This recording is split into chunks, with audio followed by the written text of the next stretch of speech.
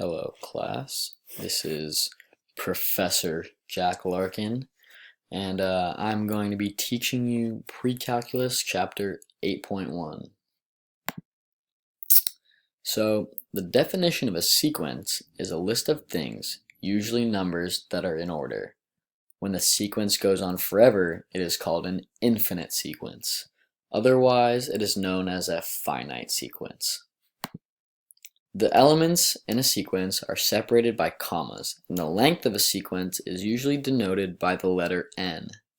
The length of a sequence is equal to the number of terms in the sequence. Each element or term of a sequence is defined by its position in the sequences. Each term is denoted by the letter a, with a subscript number denoting its position in the sequence. The first term is 1, and the last term is where n is the length of the sequence. Here is another way to look at it. I found this model to be very helpful.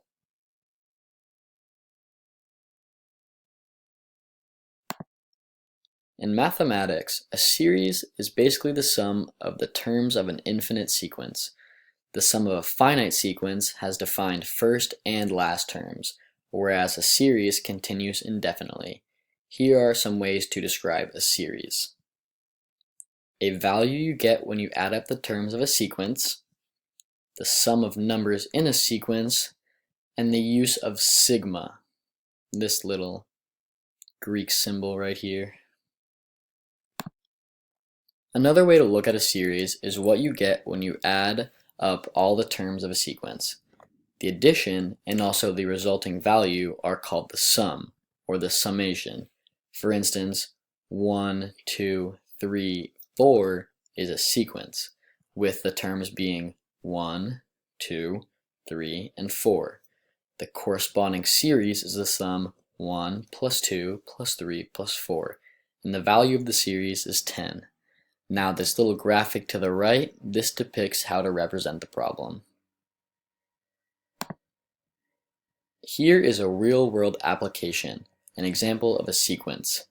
This would be a finite sequence, otherwise the entire student body would be red-tied. You can see that if 2 people were added each year for the next 5 years, this is how it would look. Here is a real-world example of a series, the capitalization of interest when buying a car and calculating the interest over 5 years. This is a bit more complicated. I'm going to show you a simple example of a sequence. 3, 6, 9, and 12. The value for A3 is 9, which means it's the third term in the sequence. The next term would be 15. And how do we know that? Because we figured out that the relationship between the numbers is plus 3, which makes that the rule. Here is an example of series, finding the sum of a sequence. The answer is 20. Now it's your turn.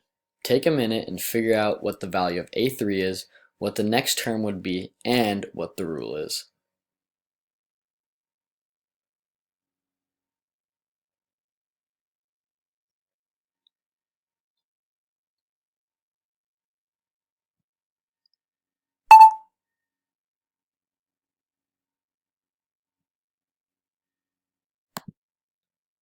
Alright, here are the answers. Do your answers match? If yes, great job. Give yourself a nice pat on the back. Alright, here is some series class practice. Find the sum.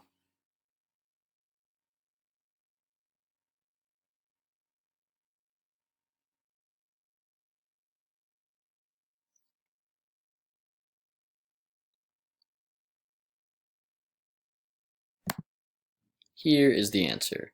The symbol is the Greek capital letter sigma, indicating a series. That means they're asking me to do the addition of the terms of the sequence. The value they're asking me to find is the total, the sum, of all the terms from A1 to A5. If you answered 25, you are correct. Quiz time! Ew!